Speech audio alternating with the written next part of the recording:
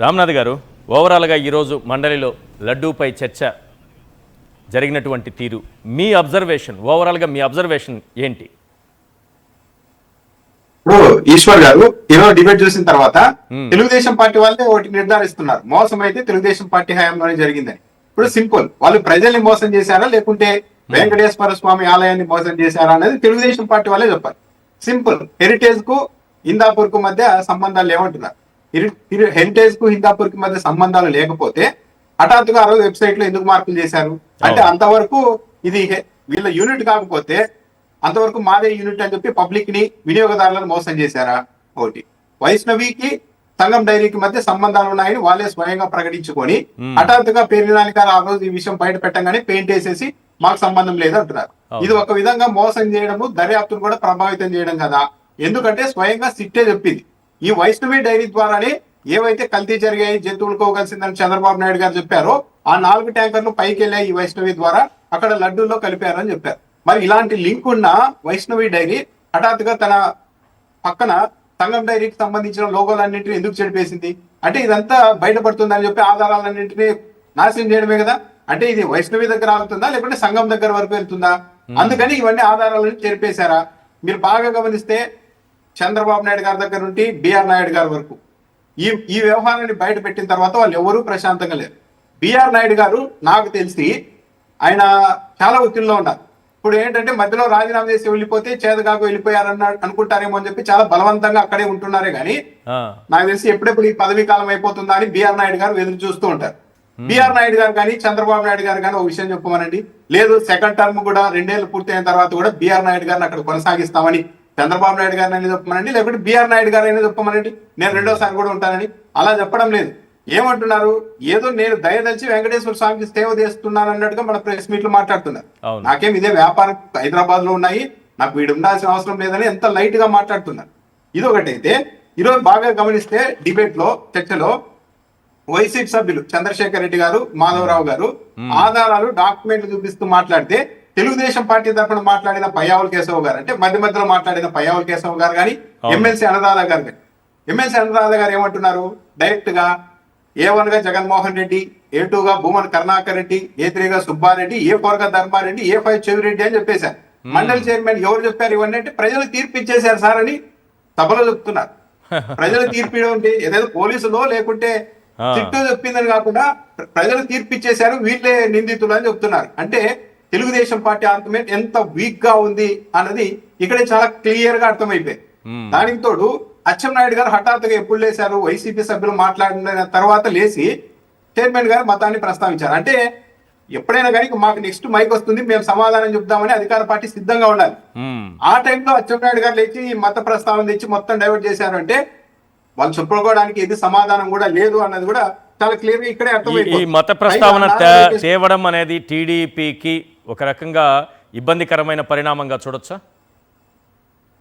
మీరు బాగా గమనిస్తే ఈశ్వర్ గారు, కొద్ది రోజుల క్రితం, ఈ కొద్ది కాలంగా ఏం చేస్తాం తెలుగుదేశం పార్టీ అంటే, కొన్ని కులాల ఆధారంగా ఒక మతాన్ని ముద్ర వేయాలని ప్రయత్నిస్తున్నారు. మీరు బాగా గమనించండి, రెడ్డి సామాజిక వర్గానికి సంబంధించి ఎవరైతే జగన్మోహన్ రెడ్డితో చాలా స్ట్రాంగ్ గా ఉంటారో వాళ్ళందరి మీద కూడా ఈ ముద్ర వేస్తున్నారు.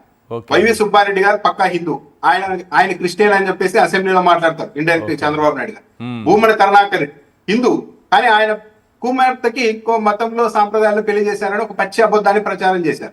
మీకు ఇంకా బాగుంది, టిటిడి చైర్మన్ గా ఈయన వచ్చిన తర్వాత, బిఆర్ నాయుడు గారు వచ్చిన తర్వాత, వేద కళాశాలలో అనుకుంటా ఎస్వి టిటిడికి సంబంధించి దాంట్లో ఒక రెడ్డి సామాజిక వర్గానికి సంబంధించిన అధికారి, ఆయన భార్య బ్రాహ్మణి, వాళ్ళిద్దరూ ఉంటే వీళ్ళిద్దరూ ఎప్పుడో పులివెందుల్లో జగన్మోహన్ రెడ్డిని కలిశారంట, ఆ ఫోటోలు వచ్చాయని చెప్పి వీళ్ళు క్రిస్టియన్, వీళ్ళని తొలగించాలి అని చెప్పి రెడీ చేశారు.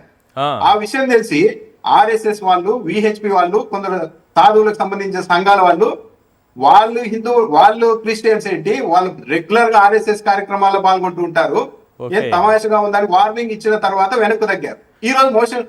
ఈ రోజు చైర్మన్ గారి మీద కూడా అదే అలిగేషన్ చేస్తూ, నేను అనుకున్నాను మీరు క్రిస్టియన్ అని అచ్చెన్నాయుడు గారు ఎందుకు అంటున్నారు అంటే, ఒక పలానా కులానికి సంబంధించిన వాళ్ళు అంటే దళితులు వీళ్ళంతా వెళ్ళిపోయారు అని చెప్పి క్లెయిమ్ చేస్తున్నారా అచ్చెన్నాయుడు గారు? అసలు మత ప్రస్తావన ఎందుకు తేవాలి అక్కడ? ఏమొచ్చింది? సరే, జగన్మోహన్ రెడ్డి గారు ఏదో చేశారనేది మీ అభ్యంతరం కదా.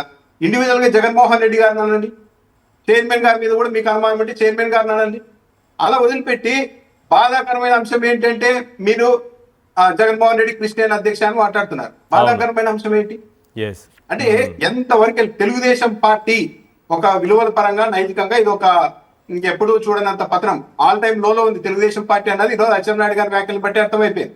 లేకుంటే తెలుగుదేశం పార్టీ ఇంత వన్ సైడెడ్ గా మాకు ఇంకా క్రిస్టియన్ ఓట్లు అవసరం లేదు, ఈ మైనారిటీ ఓట్లు అవసరం లేదు అన్నట్టుగా ఇంత పోలరైజేషన్ పాలిటిక్స్ తెగబడింది అంటే ఆల్ టైమ్ లోలో వాళ్ళ నైతిక విలువలు ఉన్నాయన్నది ఈరోజు దీన్ని బట్టి చాలా క్లియర్ గా అర్థమైపోతుంది. దాంతో పాటు డిఫెన్స్ లో ఉందని అనిపించిందా సార్? ఓవరాల్ గా మీ అబ్జర్వేషన్ ఎట్లా ఉంది?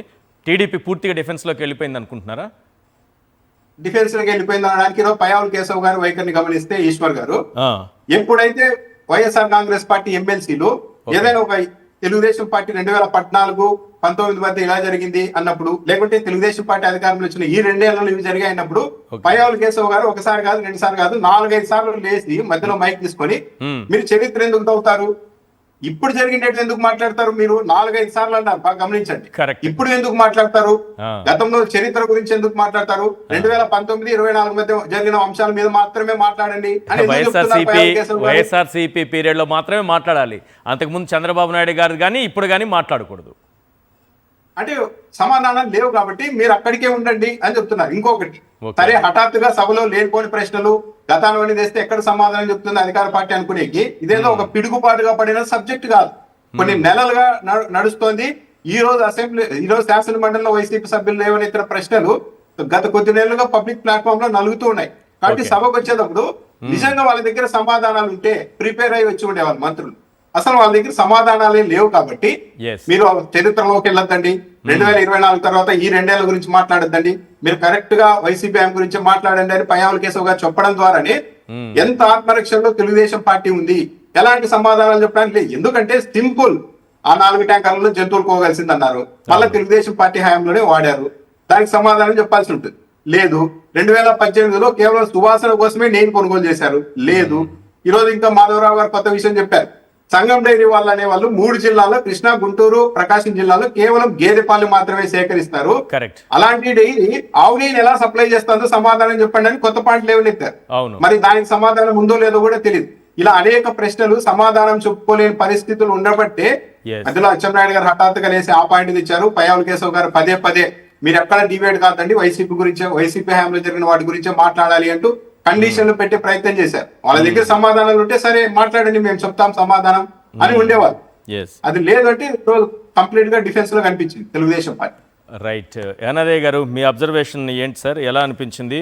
ప్రధానంగా హెరిటేజ్ను కాపాడటంలో మన మంత్రులకు ఉన్నటువంటి శ్రద్ధ, ఆసక్తి, పట్టుదల, ఆ కృషి